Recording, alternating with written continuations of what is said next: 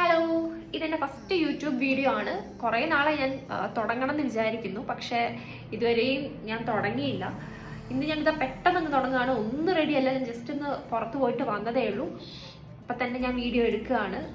എന്താ പറയണ്ടേ ഒന്നും ഞാൻ പ്രിപ്പയർഡ് ഒന്നും അല്ല, പക്ഷെ എനിക്കിത് തുടങ്ങിയതിൻ്റെ പിന്നിൽ വേറൊരു ഉദ്ദേശം കൂടെ ഉണ്ട്. ഞാൻ ചുമ്മാ വെറുതെ അങ്ങ് തുടങ്ങിയതല്ല.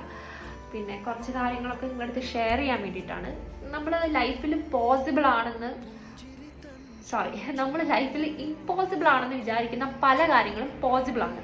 പക്ഷെ നമ്മൾ ആരും ശ്രമിക്കാറില്ല. ശ്രമിക്കാതെ തന്നെ നമ്മളത് നടക്കില്ല, അതെന്നെ കൊണ്ട് പറ്റില്ല എന്ന് പറയും.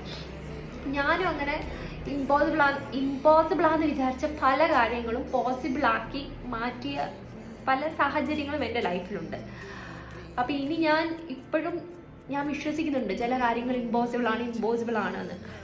അത് ഞാൻ പോസിബിൾ ആക്കാൻ പോവുകയാണ്. ഇതുവരെ അവിടെ ആ സ്റ്റെപ്പിലേക്കൊന്നും എത്തിയിട്ടില്ല, പക്ഷെ ഞാൻ ആക്കാൻ പോവുകയാണ്. അതിൽ നമ്പർ 1 കാര്യമാണ് എൻ്റെ ഹെയർ ഫോൾ.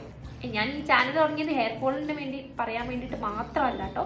പക്ഷെ ഒരു കാര്യം ഹെയർ ഫോളിനെ കുറിച്ചാണ്. എനിക്ക് നല്ല ഹെയർ ഫോൾ ഉണ്ട്, നിങ്ങൾക്ക് കണ്ടാൽ തന്നെ അറിയാം. നല്ല പോലെ ഹെയർ ഫോൾ ഉണ്ട്. എനിക്ക് കുറച്ചുകൂടെ നല്ല കട്ടി ഉണ്ടായിരുന്നു മുടി, പക്ഷെ കൊഴിഞ്ഞ് ഞാൻ പിന്നെ ദേഷ്യം പിടിച്ചിട്ട് മുടി മുറിക്കുകയും ചെയ്തു കേട്ടോ. എനിക്ക് മുടി നന്നായിട്ട് നീളും, പക്ഷെ പിന്നെയും നന്നായിട്ട് കൊഴിയും. അപ്പം ഞാൻ എന്ത് ചെയ്യും, പിന്നെയും മുറിക്കും.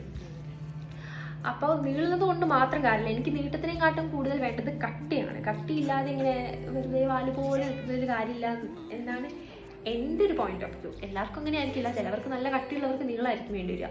പിന്നെ എൻ്റെ ഒരു കോൺഫിഡൻസ് എന്ന് പറയുന്നതും എൻ്റെ മുടി ആണ് കേട്ടോ, ഇതൊരു മെയിൻ പാർട്ടാണ്. പലർക്കും പല കാര്യങ്ങളാണ് കോൺഫിഡൻസ്. ഇപ്പം എനിക്ക് കുറച്ച് കോൺഫിഡൻസ് കുറഞ്ഞിട്ടുണ്ട്. എനിക്ക് നന്നായിട്ട് മുടി കൊഴിഞ്ഞ് കഷണ്ടിയൊക്കെ കാണുന്നത് നന്നായിട്ട് കൊഴിയുന്നുണ്ട്. ഒരു ദിവസം ഒരു 300 മുടിയെങ്കിലും എന്തായാലും കൊഴിയുന്നുണ്ടാവും. പിന്നെ മുടിയൊക്കെ നനച്ച് കഴിഞ്ഞിട്ടുണ്ടെങ്കിൽ പറയേ വേണ്ട. എനിക്ക് ചെറുതായിട്ട് ജലദോഷമുണ്ട്, അതുകൊണ്ട് കുറച്ച് ശ്വാസം മുട്ടുന്ന പോലെയുണ്ട്. നിങ്ങൾ വേറെ ഒന്നും വിചാരിക്കരുത്. സോ ഇമ്പോസിബിൾ ആയിട്ടുള്ള പല കാര്യങ്ങളും പോസിബിൾ ആക്കി മാറ്റിയ പല കാര്യങ്ങളും നിങ്ങളടുത്ത് പറയാനുണ്ട്. ചിലപ്പോൾ അത് കുട്ടി കുട്ടി കാര്യങ്ങളായിരിക്കാം, ചിലപ്പോൾ വലിയ കാര്യങ്ങളായിരിക്കാം. എന്തായാലും നിങ്ങളടുത്ത് ഞാൻ പറയാൻ ആഗ്രഹിക്കുന്നുണ്ട്.